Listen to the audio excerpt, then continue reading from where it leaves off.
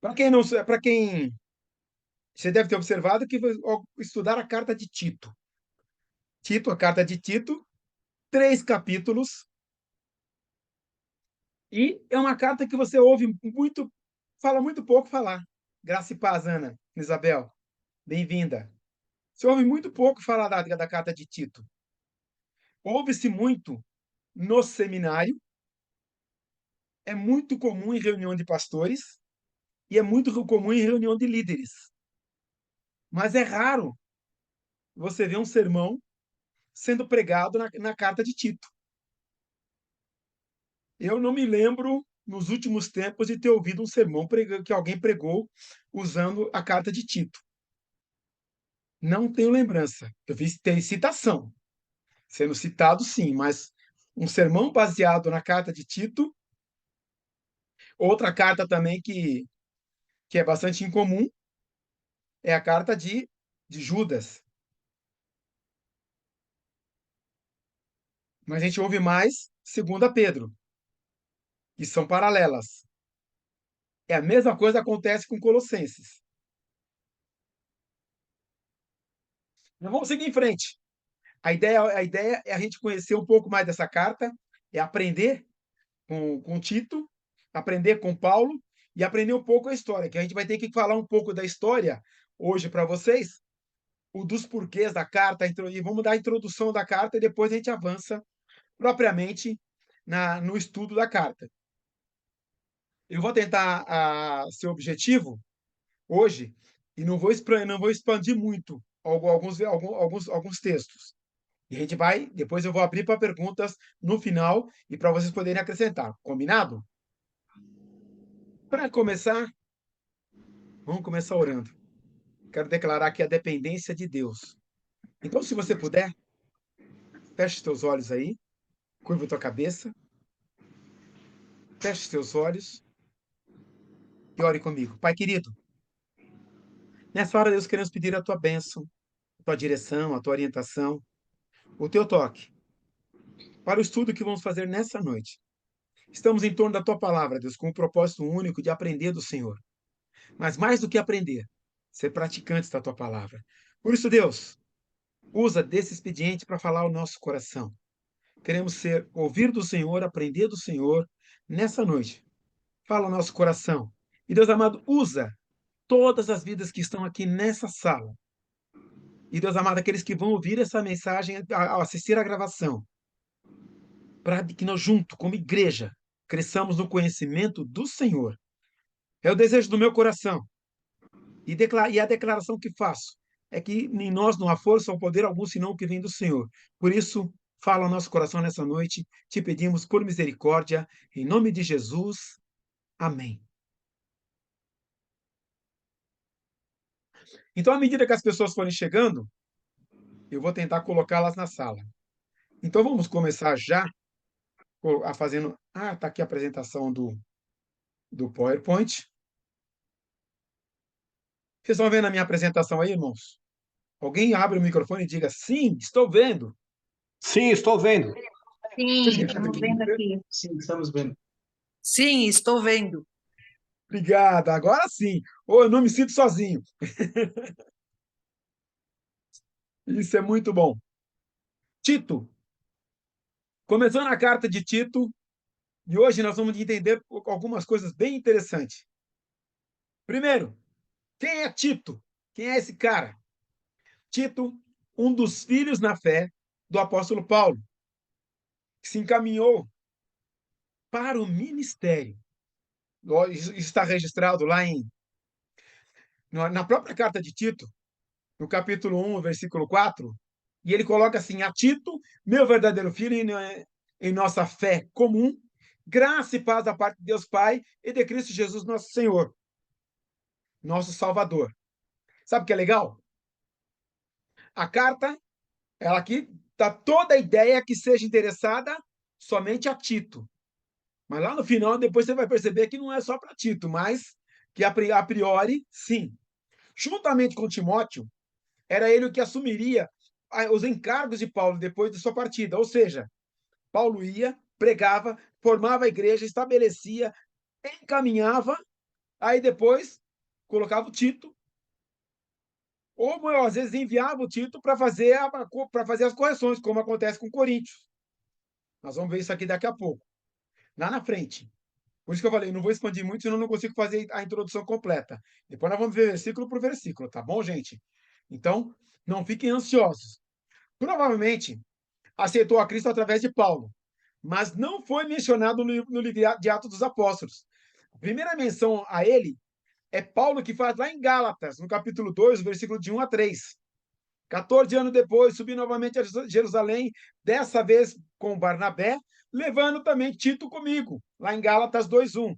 E nessa ocasião, quando ele está falando isso, ele está se referindo ao concílio que houve lá em Jerusalém, já para tratar justamente da questão da lei. Por isso, subentende-se que Tito não era circuncidado. Tá? Para quem sabe do concílio de Jerusalém, lá em Atos, no capítulo 15, está justamente tratando da questão da circuncisão, da questão das leis. E Paulo está relatando isso em Gálatas. Esse relato que Paulo está fazendo em Gálatas, justamente nessa ocasião, subiu, ele fala que em Gálatas, ele fala que ele ficou 3 anos, e depois de 14 anos depois do seu encontro, é que ele sobe a Jerusalém. E aí, nessa ocasião, ele sobe com Tito. Somente aí Tito é citado. E o que é legal, Tito foi o jovem gentil, não circuncidado, que acompanhou Paulo e Barnabé a Jerusalém, como exemplo vivo de que os gentios não precisavam ser circuncidados para ser salvo. Porque até então, acreditava que a salvação era só para o judeu.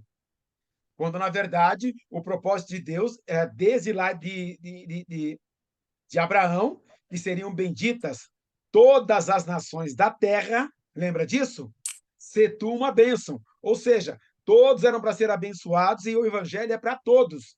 Se não fosse para todos, se fosse só para o judeu, nós não seríamos alcançados, que diante da nação judia, diante dos judeus, nós também somos gentios.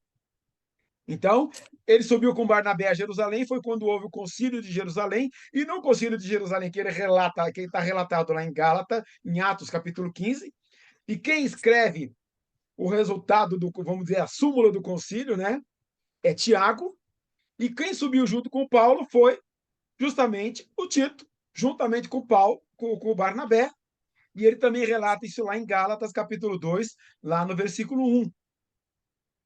Esse era o Tito, esse era o cara que era bênção na vida do Paulo e que era instrumento. Paulo confiou a Tito algumas missões importantes, delicadas. Por em ordem, a igreja lá em Corinto, está relatado lá em Coríntios, no 2 Coríntios, capítulo 2, versículo 13. Ainda assim, não tive sossego em meu espírito, porque não encontrei ali meu irmão Tito. Por isso, despedi deles e depois fui para Macedônia, que na verdade ele sabia que Tito estaria lá e ia ajudar a corrigir, porque a primeira carta de Corinto, a primeira aos Coríntios, é um chute na canela da igreja de Corinto. Ele trata duramente a igreja de Corinto e, e ele, inclusive, explica uma série de coisas para a igreja de Corinto, dá uma corrigida, e inclusive, explica como que deve ser a administração da ceia. Lembra? Porque eu recebi do Senhor o que também vos ensinei, que o Senhor Jesus, na noite que foi traído, tomou o pão, tendo dado graça, partiu e disse: tomai e comei, isso é o meu corpo que é partido por vós, fazei isso em memória de mim, aí por diante. Por quê? Eles se reuniam para comer e era uma coisa complicada. Uns comiam, outros passavam fome, e aí vai, né? E ele escreve isso com muita dureza, e Tito fica para botar ordem, para corrigir as coisas e para alinhar o raciocínio e o pensamento. E também, lá no capítulo 8, versículo 6, assim, recomendamos a Tito, visto que ele já havia começado, que completasse esse ato de graça da parte de vocês. Ou seja, Tito é aquele que Paulo orienta e ele vai lá para continuar corrigindo. Tem outras referências, mas devido ao tempo, a gente vai avançar. Depois eu vou disponibilizar esse PowerPoint lá no disco virtual. Paulo confiou a Tito algumas missões importantes e delicadas. Organizar as igrejas em Creta, Tito 1:5, Apóstolo apreciava sua companhia, como se vê também em Tito 3,12. Foi também enviado a Dalmácia, atual Eslovênia, Croácia e Bósnia, 2 Timóteo 4,10. Ou seja, você sabe das viagens missionárias de Paulo e a gente tem ideia das viagens missionárias de Tito. Olha o naipe do cara que recebeu essa carta. E lá em Tito 1,5 ele escreve assim: a razão de ter deixado em Creta foi para que você pusesse em ordem o que ainda faltava e constituísse presbíteros em cada cidade, como eu o instruí. Legal, né? E também lá no capítulo 3, no versículo 2, quando lhe enviar Artemas e Tíquico, faça o possível para vir ao meu encontro em Nicópolis, pois decidi passar o inverno ali. Percebam esse passar o inverno ali, que vai dar a entender que ele não estava em Nicópolis quando escreveu a carta. Com alguns historiadores acreditam que ele escreveu essa carta em Nicópolis. A gente vai depois reforçar isso aí. Ou seja, e também, 2 Timóteo 4,10, pois Demas, amando este mundo, abandonou-me e foi para a Tessalônica. Crescente foi para a Galácia. E Tito foi para a Dalmácia. Está lá em 2 Timóteo 4,10. Agora, são evidências internas, dentro do cano, dentro da palavra. Evidências externas. Essa carta foi omitida no cânon de Marcion, por ser particular. Cânon de Marcion. O que é isso? Cânon de Marcion. Ele foi aproximadamente 95 até 165 depois de Cristo. Ele não aceitava o Antigo Testamento. Marcion tinha em seu cânon apenas Lucas e as cartas de Paulo, exceto as pastorais, 1 Timóteo, 2 Timóteo e Tito, porque ele achava que eram cartas pessoais. Olha que doido. E depois, né, no cânon Muratori, foi apresentada como escrito paulino. Cânon Muratori. O cânon Muratori é a cópia da lista mais antiga que se conhece dos livros do Novo Testamento. Foi descoberto na Biblioteca de Ambrosiana, lá de Milão, por Ludovico Antônio Muratori, em 1672 ou 1750, nesse período aí. E foi publicada em 1740. E esse cânon, o cânon Muratori, aí ele já compreendia os livros não só do Novo Testamento, como também o do Velho Testamento. E depois, né, Irineu Clemente de Alexandria e Tertuliano apoiaram a autoria paulina, não só pela questão interna, mas pelo contexto. Estudiosos conservadores afirmam que a evidência é tão forte quanto a de outros escritos paulinos. Irineu Clemente de Alexandria são os escritores da patrística, que lá no quarto século escreveram e desenvolveram os livros que compõem a chamada patrística, que traz o pensamento cristão. É uma coleção fantástica, são 12 livros, 12 ou 16 livros, 16 livros muito bem escritos. Lógico, no começo eles começam a trabalhar com alegoria, tá? Depois eles trazem, inclusive, os grandes pensadores e teólogos cristãos até o quarto século estão ali relacionados aos seus escritos e compilados de uma maneira muito jóia. Isso falando do livro, da carta. Evidências internas. O autor reivindica a autoria paulina. Tito 1:1. Ele já chega na largada, né? Se identifica dizendo quem ele é.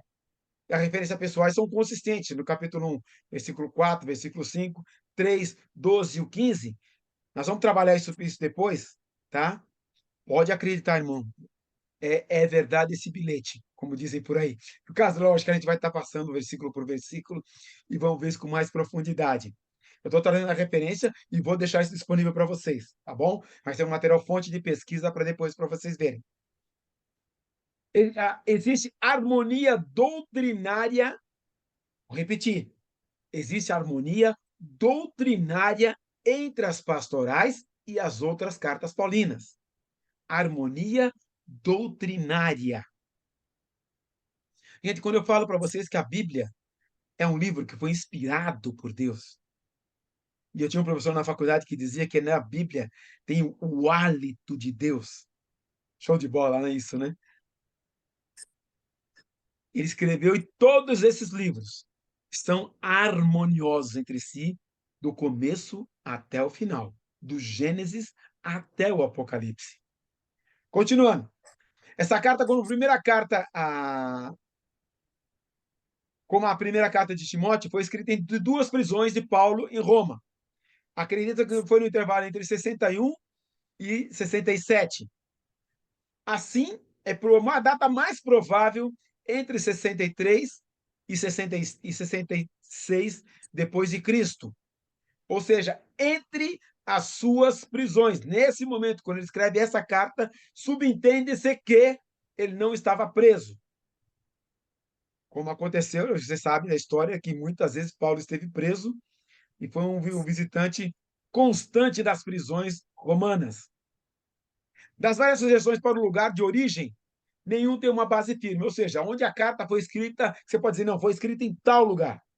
A cidade de Éfeso é uma possibilidade. Nicópolis, Coríntio e a Macedônia são sugeridas. Nicópolis se exclui pela palavra ali. Lembra que eu falei agora há pouco? Ali. Ou seja, ele não estava em Nicópolis. Tá? Apesar que algumas das pessoas acreditam que estava em Nicópolis quando escreveu essa carta, mas a evidência histórica na própria carta, ele não usaria o termo ali, tá? Que no grego claramente se refere ali, e não aqui. É possível ser Corinto, pois faz referência a Apolo, 3,13, e 1 Coríntios 16,12, embora haja um intervalo de 10 anos entre elas. Por isso que o intervalo que a gente está falando da carta, eu expandi e depois coloquei mais fechado. Então, há a possibilidade de ser nesse período. Então, quem se destina à carta? Tito é o destinatário, filho na fé de Paulo. Ele coloca isso logo no versículo 4. Mas, quando você lê a carta inteira, lá no capítulo 3, versículo 15, podemos considerar como destinatário as igrejas de Creta. Conforme o capítulo 3, versículo 15, todos vós. E eu só coloquei o versículo aqui para reforçar. Tito, meu verdadeiro filho, em nossa fé comum, graça e paz da parte de Deus Pai e de Cristo Jesus, nosso Salvador. Tito 1,4. Aí ele diz lá no capítulo 3, versículo 15, todos os que estão comigo, lhe enviam saudações. Saudações àqueles que nos amam na fé. Graça seja com todos vocês. Dá a entender que a carta é para todos. Tanto é que tornou-se uma carta circular. Carta circular. O que é uma carta circular, pastor Betão? Carta circular é o seguinte, isso aqui é uma epístola. Epístola é uma carta que respeita as regras de ortografia da época, com título, saudação, conteúdo e saudação final. Mas que ela é endereçada a uma comunidade. E essa carta, como não tinha imprensa, como não tinha WhatsApp, como não tinha e-mail, era escrita e lá ela era copiada e distribuída para as outras igrejas. Por isso é chamada de carta circular. Ela circulava entre as igrejas. E como é que ela era lida? Pegava essa carta e chegava-se lá e como se no nosso culto. Hoje vai pregar o pastor Abner. Vai pregar o pastor Grava. Então, o que acontece? Naquele dia, vai pregar quem? Vamos ler a carta de Paulo a Tito. Eles liam a carta como se fosse a mensagem sendo pregada naquele momento. Show de bola, né? Mas vamos aprender alguma coisa com relação à oração e daqui a um tempo, lendo a Bíblia. Aguardem que você vai pegar essa dica. O pastor Abner já deu essa dica. Então, se você não viu a mensagem do pastor Abner, pega que foi excelente. Propósito. Por que Paulo escreveu essa carta? Tito. O propósito de Paulo foi o de instruir. Vou repetir. O propósito de Paulo foi instruir Tito na organização da igreja. Capítulo 1, versículo 5 e versículo 9. foi escrita para advertir contra falsos mestres e também percebe-se o propósito de instruir o novo ministério em relação aos diversos grupos sociais. E, pelo uso radical do grego didaske, que aparece 7 vezes nessa pequena carta, percebe-se que Paulo sentia a responsabilidade de ajudar Tito no ministério que lhe designara.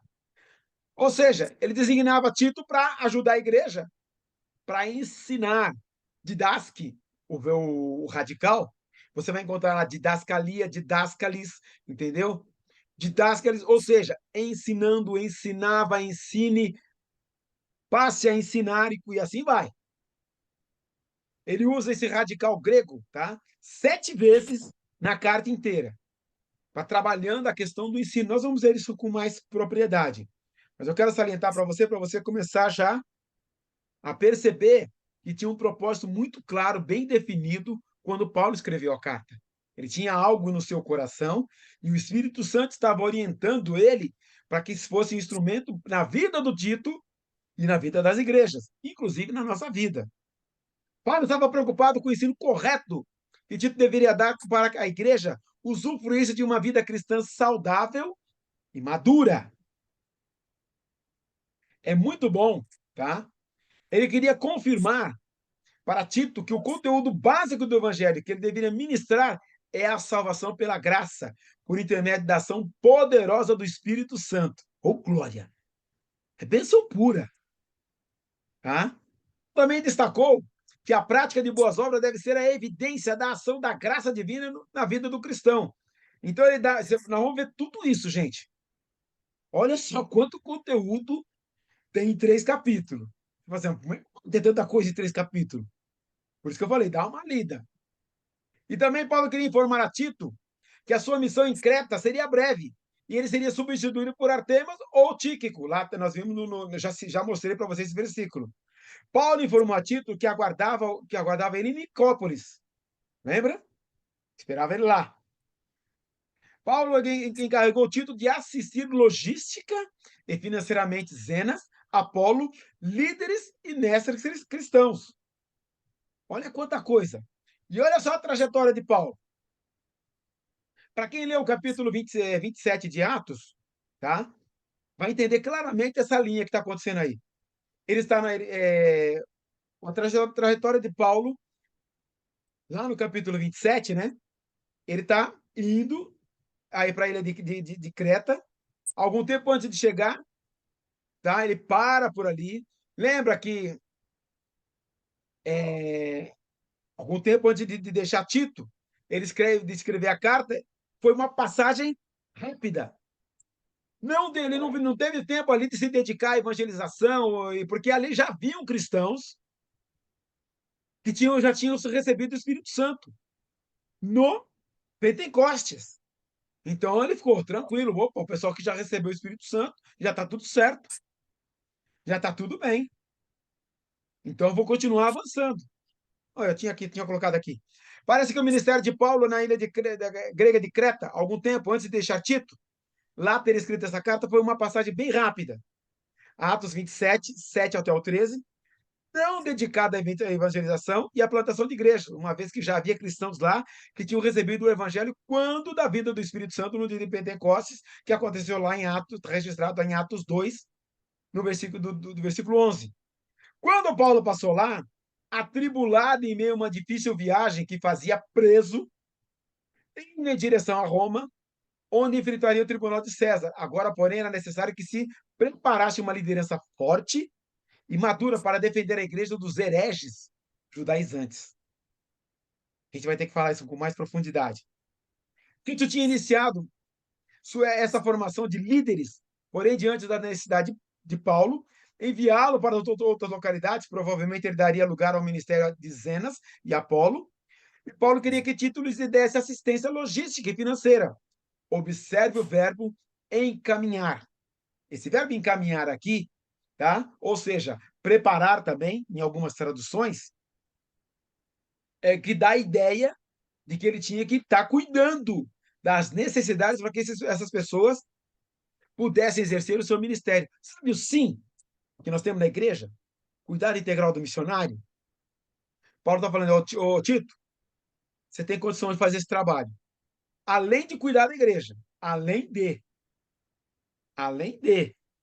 elege lá e prepara lá, escolhe, você vai ver isso depois, que ele escolhe os presbíteros, pessoas idôneas, e junto com isso, cuida desses caras. A palavra, inclusive, no grego, tá? Propempson. O propempson dá ideia de não de encaminhar, preparar ou deixa lugar. E o propempson dá para ficar no lugar propício. Da onde vem propício? Para que as pessoas consigam fazer o seu trabalho. Adequado para que elas possam exercer o seu ministério.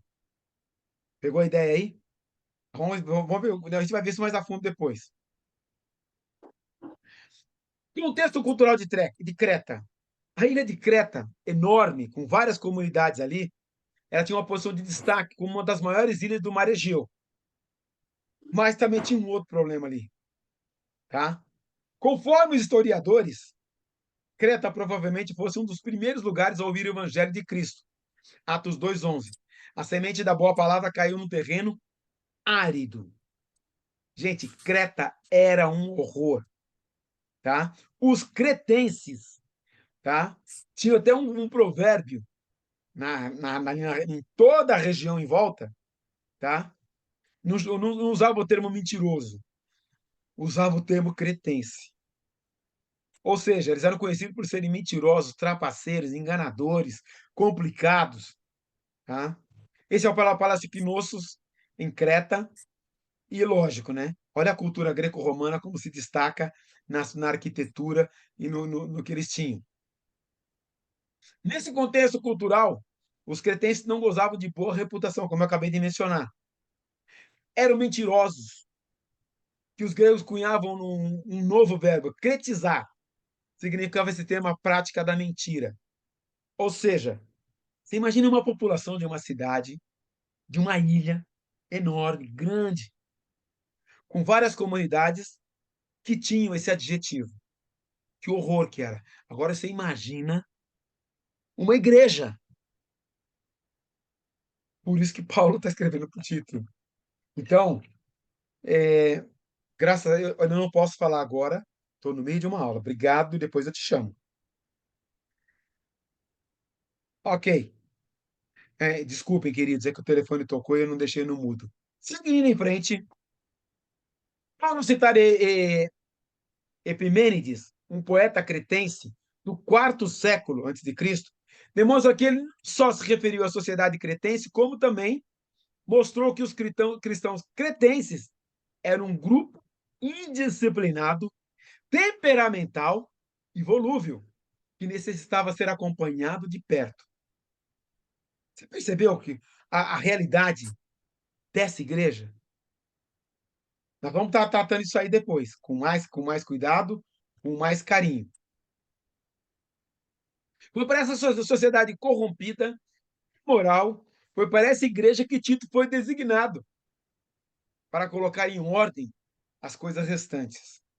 Isso também está lá no versículo 5 do capítulo 1. Foi um verdadeiro desafio para um jovem ministro. Percebam que o evangelho está começando.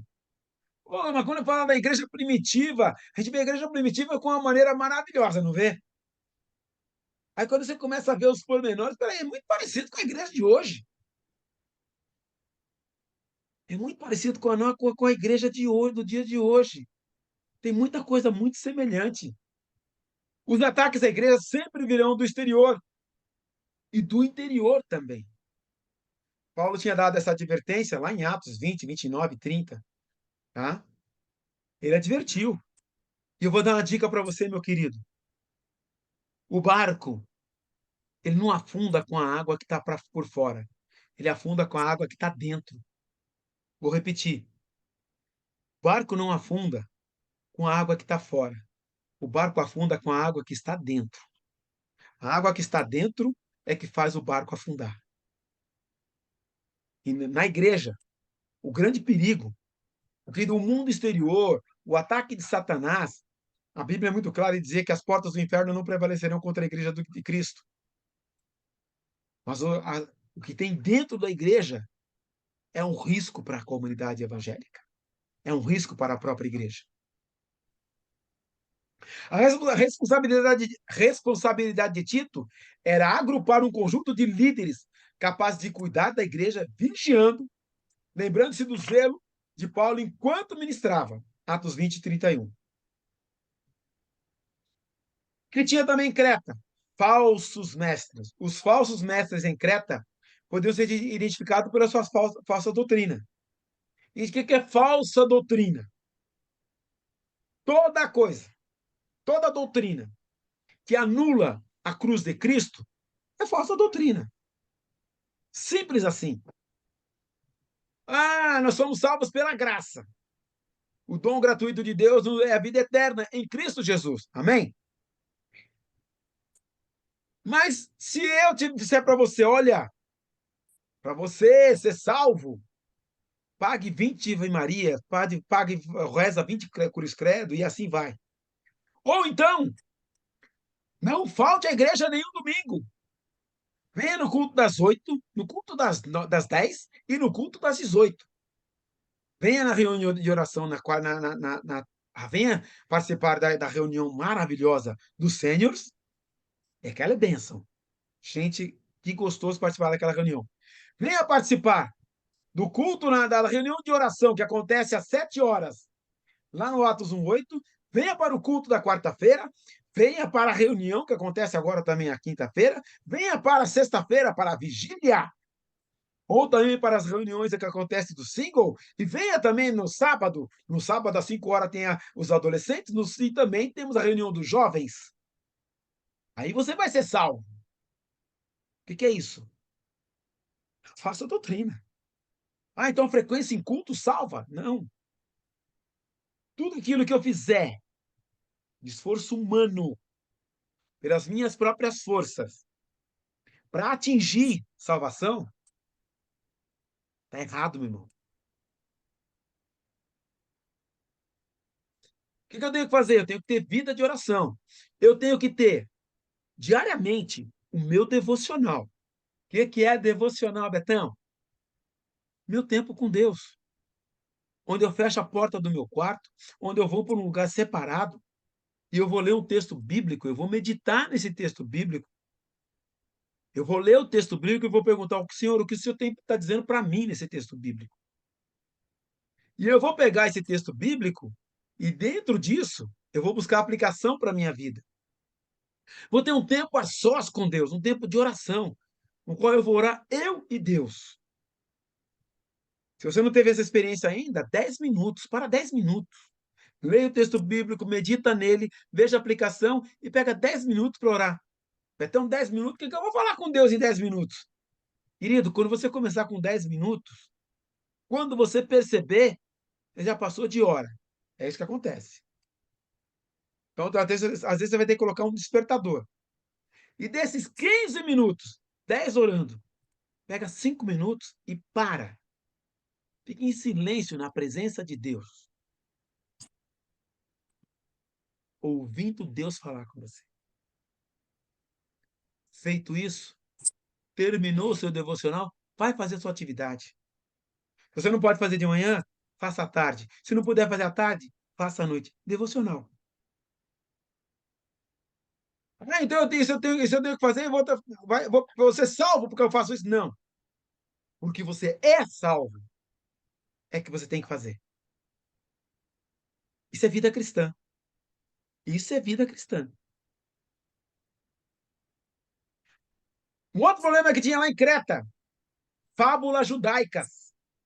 Gente, o pessoal fazia uma salada e fazia uma mistura, vamos falar isso com mais propriedade, e incutir isso no meio do povo. Tá? E vocês imaginem, gente, e outra coisa que era um horror, mandamentos humanos mentirosos. E também o ascetismo, ou seja, para disso, para com aquilo outro, e, e virava regra para ser salvo. Gente, e também hedonismo. Eu vou tratar isso depois, quando eu tratar essas situações, tá? Para quem não sabe, segura um pouco aí, senão eu não consigo terminar a introdução.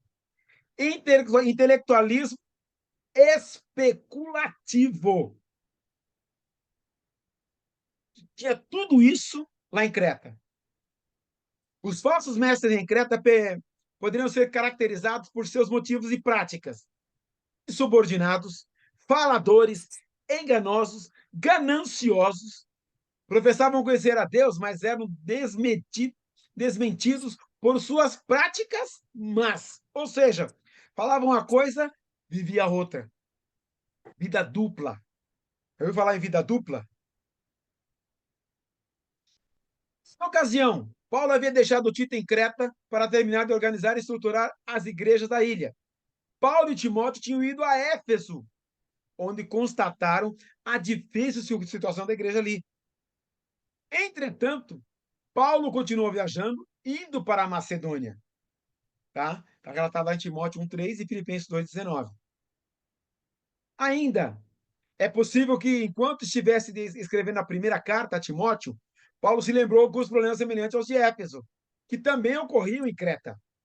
Paulo escreveu essa carta a Tito, nessa mesma ocasião, dando as instruções necessárias para o seu filho na fé.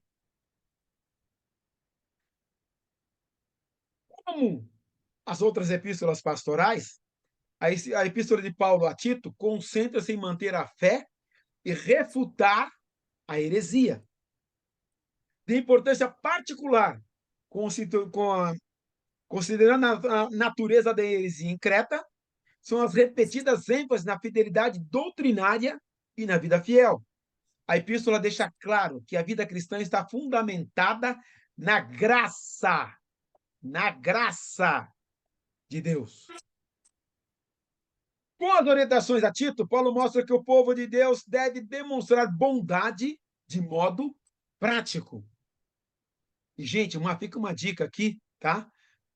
Para quem leu a carta para a gente ficou fácil, né? Para quem viu a carta de Tiago, fácil. Para quem conhece Efésios, fácil, tá? Os líderes devem ser exemplo desse procedimento. O verdadeiro evangelho contrapõe a graça de Deus com os falsos ensinos baseados na lei judaica. Falsos ensinos. Falsos ensinos, que era o problema lá de Creta. Tá? Está estruturado assim a carta de Tito. A escolha dos presbíteros, repreensão dos falsos mestres, os diversos grupos da igreja, e não era pequeno grupo que nem nós temos hoje não, viu, gente?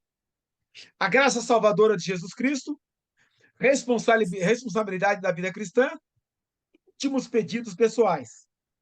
Gente, Creta, se você olhar esse mapinha aí, Creta está aqui, ó.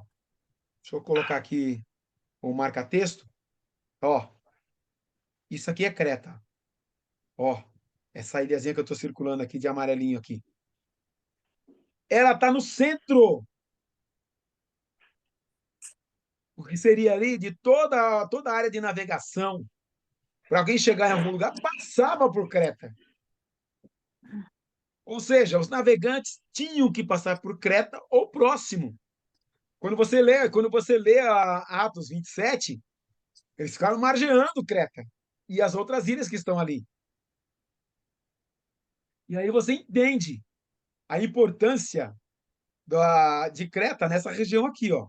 Então, ou seja, quem vinha navegando por aqui tinha Creta de um lado. Quem vinha navegando aqui, toda essa região aqui, ó, tinha que passar por Creta. E naquela época, a navegação, gente, não era como é hoje. Era a vela, a remo.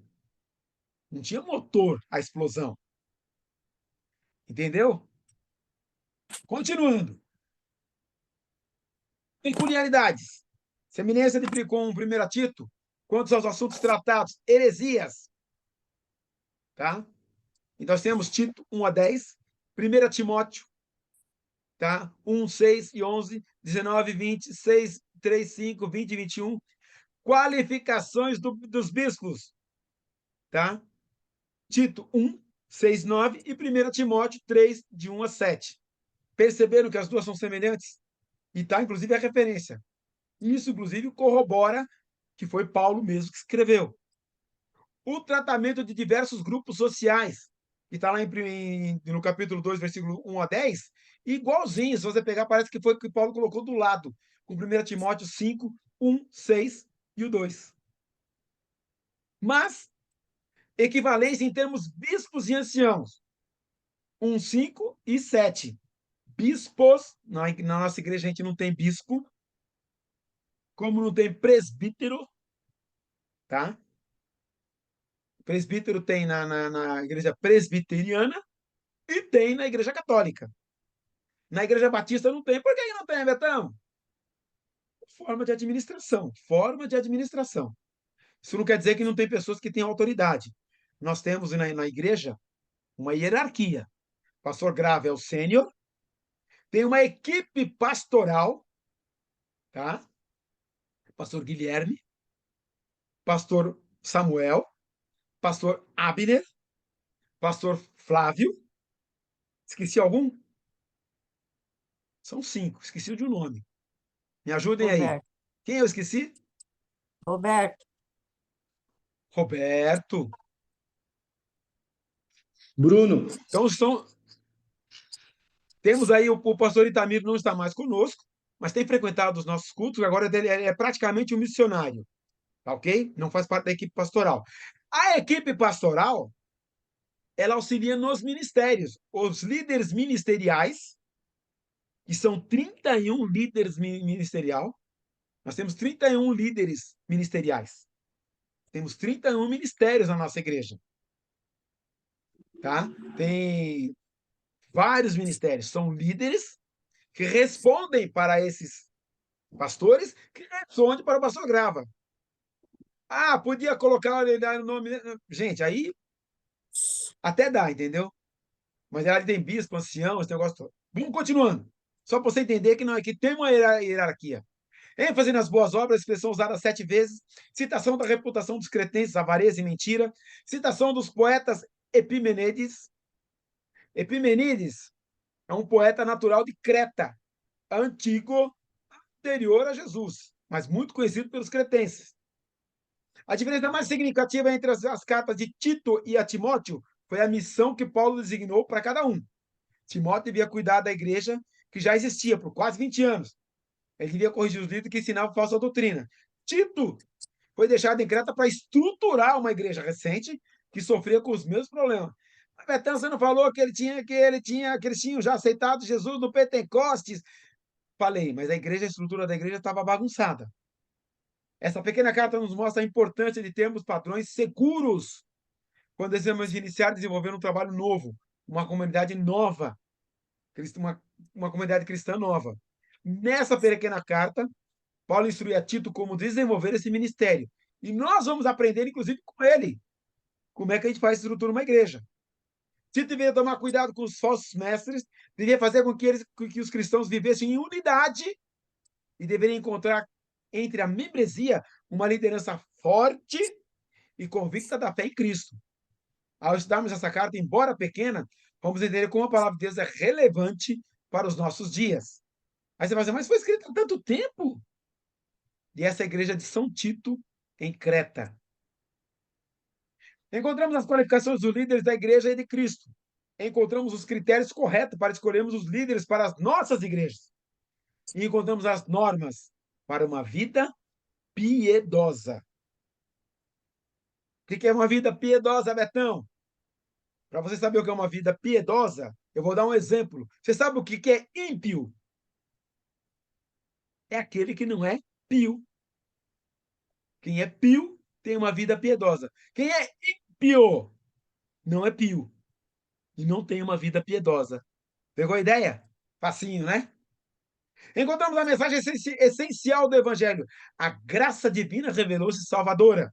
Encontramos uma maneira prática de evidenciarmos a transformação que o Evangelho realiza na vida daqueles que creem a realização de boas obras, ou seja, que ele é consequência. Encontramos a maneira correta de tratarmos adequadamente cada grupo social da igreja.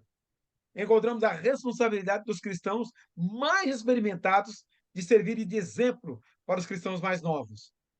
Você acha que eu estou correndo? Estou chegando no final. Encontramos a mensagem essencial do Evangelho, a graça divina revelou-se salvadora. Encontramos a maneira prática de evidenciarmos a transformação que o Evangelho realiza na vida daqueles que creem a realização de boas obras. Fim. Graças a Deus. Você percebeu que tudo isso é só introdução à carta a Tito. Isso tudo é a introdução. Isso tudo é a carta de Tito. Todo esse conteúdo está aí. Vamos tratar isso aqui individualmente. Vamos tratar versículo por versículo. E vamos buscar colocar isso em termos práticos para os dias de hoje. Ou seja, dá para trabalhar isso em 10 lições. Não sei se eu vou conseguir. Tá? Vou tentar trabalhar isso aí em 10 lições. Porque tem muito conteúdo para a gente ser tratado. Para vocês terem uma ideia. A carta de Judas. Conhece a carta de Judas? Já leram a carta de Judas? Quantos capítulos tem a carta de Judas? Alguém abre o microfone e responde para mim. Um. Exatamente. Capítulo. Em 8 aulas, eu e o pastor Wilson trabalhamos a carta de Judas na Escola Bíblica Dominical. E com mais tempo do que a gente tem aqui. 3 capítulos para tratar esse conteúdo que eu passei rapidamente para vocês. A gente quer fazer e tentar fazer em 10. Ok? Mas não fiquem ansiosos nem nervosos. Alguma coisa que ficou faltando, que a gente não conseguiu expandir, que nem eu fiz agora, tem alguma coisa que eu suprimi e deixei claro que estava suprimindo, que eu ia expandir depois. Se você quiser perguntar agora, acrescentar, não tem problema. Agora é a hora de fazer o comentário e de colocar aquilo que você pensa. Críticas, Posso acrescentar contribuições, alguma coisinha que eu vi? sim. Eu só vou pedir uma Posso? gentileza para Tá. vocês, que é um pedido do pastor Grava. Ele falou para mim assim, Betão, você pode tirar ou fazer uma gravação de um tempinho da sala? Eu vou pedir uma gentileza de vocês, aqueles que puderem, é claro, se o ambiente não permitir, por um instante, abram suas câmeras. Um instante só. Só para mim registrar, tirar uma foto que vai aparecer no Conectando, ok? A imagem de Vê, vocês. É só clicar na câmera, abrir um instantezinho, depois você pode fechar, querido, não tem problema não, tá bom? Só por um instante, para eu poder registrar isso aqui. Isso, arruma o cabelo, dá uma arrumada. Como eu não tenho cabelo, não tenho que arrumar, entendeu?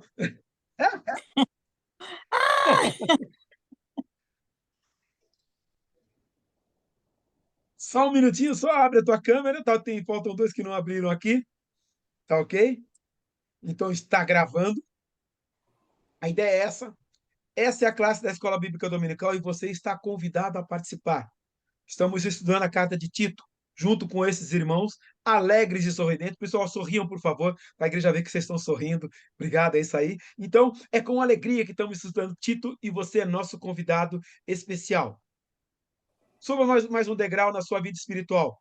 Venha ser aluno da Escola Bíblica Dominical. O link está compartilhado no app da igreja. Deus os abençoe. Agora, obrigado. Pode fechar sua câmera se você ficar meio tímido ou se tiver movimentação atrás, às vezes fica complicado. Irmã Maria Alice, a palavra é sua, querida. Fica à Eu vou vontade, dizer, queremos ouvir se ia complementar alguma coisa. eu Fica à queria vontade. aqui tirar uma dúvida, sabe por quê? O Paulo, ele foi chamado por Deus, tinha autoridade para fazer tudo, para formar esses discípulos dele, esses presbíteros. Tanto é que ele fala que o Tito não teve o mesmo chamamento dele, foi pela fé comum, igual a gente, só que foi um filho tão precioso que ele viu que dava para investir nesse filho, que este ia ser um amado que ia levar em frente o que ele queria.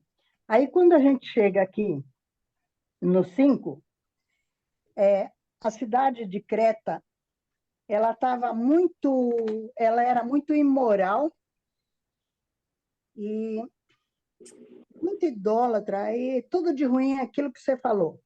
Só que aqui ele fala que ele deixa o Tito ali, no 5, ó, por esta causa te deixei em Creta, para que pusesses em ordem as coisas restantes, bem como em cada cidade constituísses presbíteros conforme te prescrevi. Você vê que eles não formaram igreja só numa cidade. Em Creta, em cada cidade ali, tinha uma igreja. E era para escolher alguém capacitado, porque ia ser muito difícil quando as pessoas têm um costume, vêm do mundo com um costume muito tenebroso e moral, ia ser difícil eles conseguir uma família que já viesse para a igreja, já coerente, temente a Deus, cordato, era todos os filhos ali junto. E ele diz que era para ele alguém que seja irrepreensível, ele dá todas as coordenadas. Eu achei muito interessante. E ele fala que ele tinha poder nessa palavra que ele dava ali, ele tinha esse poder de exortar e fazer tudo isso. E lá no final, e bacana, tudo isso que você pôs aqui, estou curiosa para a gente estudar devagarzinho. E quando chega no finalzinho, ele não fala para a igreja, não, para esses que.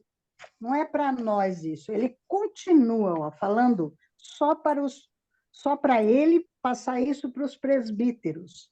No 14 ele diz: agora, quanto aos nossos, esses especiais que foram escolhidos para cada igreja em cada cidade, que aprendam também a distinguir-se nas boas obras a favor dos necessitados. Não esqueça essa parte dos necessitados, para não se tornarem frutíferos.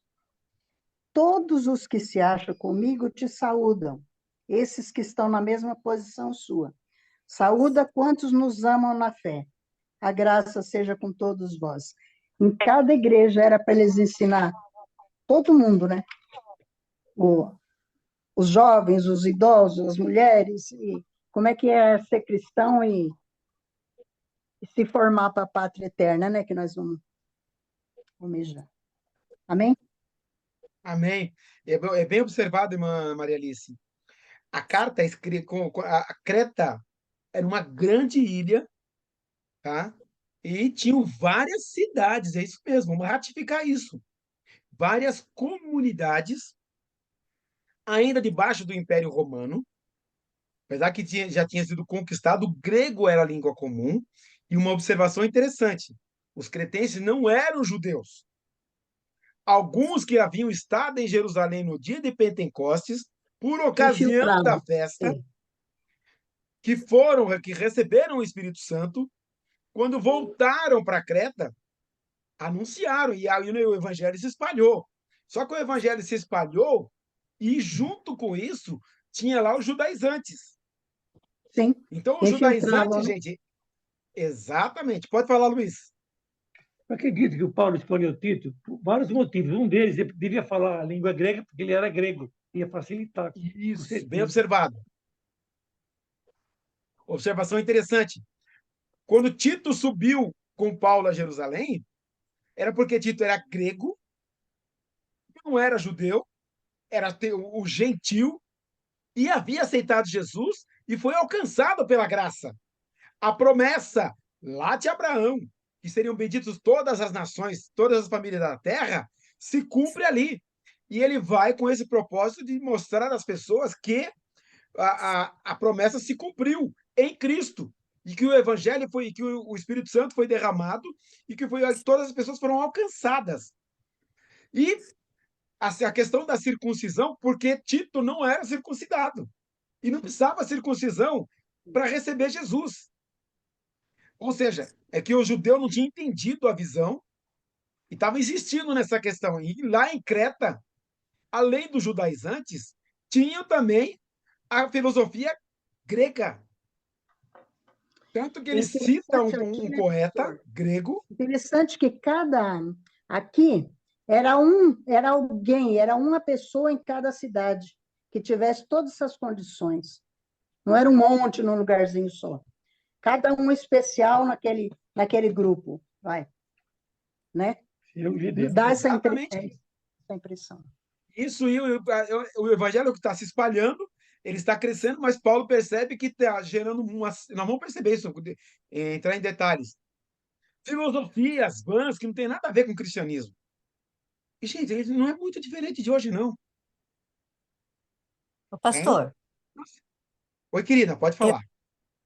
então, eu lendo a carta de Tito, achei muito interessante porque ele tinha uma dificuldade, ia ter uma dificuldade muito grande, porque os presbíteros que ele ia reciclar tinha que ser homem honesto, de uma única mulher, da família, toda a família, inclusive os filhos, tinha que ser crentes também. Então, vendo toda essa miscelânea aí, eu falei assim, coitado do Tito, vai passar por dificuldade muito grande. Imagine se você tivesse que sair hoje, alguém colocasse, ó, hoje você vai cair em Santo André, não conheço quase ninguém, vai lá nas comunidades e encontra homens assim. Esse foi o trabalho de Tito, você imagina. É isso mesmo, irmã Francisca. A irmã está correta, é isso mesmo. E detalhe, tá? Com as características para assumir a liderança da igreja e para liderar. Gente, acho que o evangelho chegou até nós por quê? Por causa desse trabalho que foi feito. Isso foi multiplicado, multiplicado e multiplicado. Apesar que hoje nós vivemos uma Babilônia em termos de igreja. Exatamente. Nós vivemos há pouco tempo aqui, pertinho da gente, a questão da supergraça. Não sei se vocês sabem, gente. Tem uma igreja aquela história da supergraça. Tinha 2.000 pessoas dentro da igreja e 2.000 pessoas fora, esperando entrar. E não era diferente na época de Paulo. Os problemas eram semelhantes. As histórias eram muito semelhantes, eram muito parecidas. Porque, gente, não tinha a Bíblia impressa. Como eu falei para você do Cano Muratori, tá? Olha a data. Os pensadores que formaram o pensamento cristão, a patrística, foi no quarto século. Até lá não tinha. As cartas eram escritas no papiro. Tá? Depois eu vou dar uma ênfase com relação a isso. E que não era um negócio que todo mundo tinha acesso, e nenhum não tinha acesso à cultura. Mas a tradição oral acontecia, e ela existia. Vou dar um exemplo para vocês aqui de tradição oral. Como é que esse negócio de tradição oral funciona? Tá? Eu estive em Portugal e eu fui lá em Fátima. Gente, quem já foi em Aparecida, eu já fui em Aparecida também. Fátima é, no mínimo, 10 vezes maior em termos de área construída do que Aparecida. Eu vou repetir. É em torno de 10 vezes em termos de área construída do que Aparecida. Área construída. Tem um pátio, gente. Do tamanho do estacionamento da Aparecida, é um pátio. Embaixo é a igreja. Você percebeu o tamanho? A história de Fátima, daquelas 3 crianças. Você já leu o livro escrito que fala sobre essa história? Quem já leu? Não tem. Tem um relato, né, que é curto, sobre Fátima. Um relato. E quanta edição desse livro? Quantas edições tem? Se tiver 10 edições, é muito. Mas tem um Mas todo filme, mundo aqui sabe desse relato. Isso é pastor, transmissão oral. tem um filme. Tem o filme, né? Não. Assim, pra nossa cultura, depois chegou o filme, né? Aí ficou mais fácil. O filme facilitou muito. Mas livro, até então, Não se tinha. O livro que está escrito ele é de 1900 e acho que é 67, alguma coisa assim. Se eu não estou equivocado. Eu peguei porque eu tive lá, por isso que eu tenho essa informação. Então, gente, transmissão oral. Esse negócio foi passando de pessoa para pessoa. Gente, como é que era a cultura judaica? A cultura judaica, lembra Deuteronômio? Essas palavras que hoje te ordeno delas falarás assentado na tua casa e as inculcarás aos teus filhos. A criança até os 11 anos, ela tinha o Pentateuco de cor. Depois dos 11 anos, ela ia ficar com o mestre, dos 11 aos 14 anos. Eles eram chamados de Talmidim. Depois disso, aqueles que se destacavam ficavam com o mestre para ser mestre, e os outros voltavam para sua família. E eles tinham a tradição na ponta da língua. Eu não vou perguntar, não responda, por favor. Não responda, não se manifeste. Se eu perguntasse aqui para você, quantas vezes você já leu a Bíblia? Do Gênesis ao Apocalipse? Quantos versículos você tem de cor? Quanto tempo você separa para a leitura da palavra? Estou tratando com crentes aqui. Agora imagina fazer essa pergunta para a igreja. Agora imagina fazer essa pergunta numa cidade que eu não conheço todo mundo. Olha o trabalho que esses homens tiveram. Mas eles tinham uma tradição oral? Tinham. Mas ela se misturava com o helenismo. Lembra que Israel, tá, ficou no cativeiro, o Reino do Norte 120 anos, Israel 70 anos. Depois, lá no cativeiro babilônico, 70 anos, Dario liberta o povo, eles voltam para Jerusalém para reconstruir o templo. Lá em Esdras e Neemias, reconstrói os muros. Volta, o Império Babilônico cai, o Império Medo-Persa toma conta, né? Foi no Império Medo-Persa que eles vieram. Depois o Império Babilônico Medo-Persa cai, Império Romano, eles são escravos ainda do Império Romano. A cultura israelense, ela foi destruída, por isso que Jesus usa aquele termo, né? Construiu a casa sobre areia. Quando ele fala casa sobre areia, é a cultura judaica. Ela está esfarelada, ela não tem consistência. Eles perderam muito tempo fora da sua cultura. E isso, a influência babilônica, a influência romana, agora aqui dos pensadores romanos, está entrando dentro da igreja. Por isso o trabalho de evangelizar, eles entenderem. Aquele Jesus prometido lá, esse é o Cristo. E muitos tiveram dificuldade para aceitar. Muitos não entenderam. E isso ainda está infiltrando dentro da igreja. E por isso Paulo fala, Tito, vai lá, escolhe os presbíteros, separa e faz a coisa funcionar. Mais alguém? Comentário? Dúvida? Nós vamos ver tudo isso aí, gente. A gente vai trabalhar isso aí com mais calma. Ok? Até aqui tudo bem?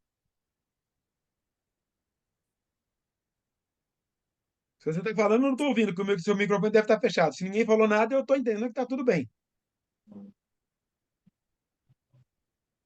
Ok. Então nós vamos fazer o seguinte, vamos encerrar por aqui. E quinta-feira que vem, a gente continua. Eu vou aproveitar aqui o Micael. Micael, abre teu microfone e vamos agradecer por esse tempo de estudo, por essa introdução aqui em Tito. Fica à vontade na presença do Senhor, querido, e nos conduz em oração. Amém, graças a Deus. Obrigado, pastor, por esse momento, por disponibilizar aí o seu entendimento que Deus te deu ao longo dos anos, pelo estudo, pelo conhecimento. Obrigado por tudo que o senhor tem feito. Deus toda a Vamos glória. orar? Oremos. Graças te damos, Senhor, por mais esse dia de vida. Obrigado, Senhor, porque tudo o que tem feito, Pai, tem feito para a nossa alegria. Pai, o Senhor tem cuidado da gente com carinho, como um Pai zeloso e cuidadoso, Senhor. Graças te damos por tudo o que tem feito e por tudo que vai fazer, porque sabemos que a tua vontade é boa, perfeita e agradável. E sabemos também, Senhor, que o entendimento, o conhecimento da palavra nos ajuda, nos dá um alicerce, Senhor, para combatermos aí esse mundo tenebroso e tudo o que tem acontecido, Pai. Obrigado, Senhor, por este momento, Pai, por ter nos dado sabedoria, entendimento, por ter aberto nossos corações e nossas mentes para receber a Tua palavra, o Teu entendimento. E graças te damos, Pai. Agradecemos pela vida do pastor Roberto, que o Senhor continue abençoando ele, a sua família, dando proteção, dando sabedoria, dando entendimento, Pai, e que ele possa ser instrumento nas suas mãos. E que tudo que nós aprendemos hoje, Senhor, possamos pôr em prática, Pai, e que nunca deixemos, Senhor, de estudar e meditar na tua palavra. Abençoa a nossa noite, a sexta-feira, esse fim de semana, Pai, em especial pelas mamães. Abençoa todas elas, Senhor. Continua protegendo-os, Pai, dando um carinho especial para elas, Pai. É assim que nós oramos e agradecemos, em nome de Jesus. Amém. Amém. Amém. Obrigado, queridos, por abrir a porta da sua casa e nos deixar entrar e Amém. compartilhar a palavra de Deus. Deus os abençoe. Obrigado, Micael. Boa Obrigado noite, a todos. gente. Deus abençoe. Fiquem na paz. Obrigada, Deus Deus. abençoe. Tchau. Até mais, gente. Boa noite, paz. Deus abençoe. Paz.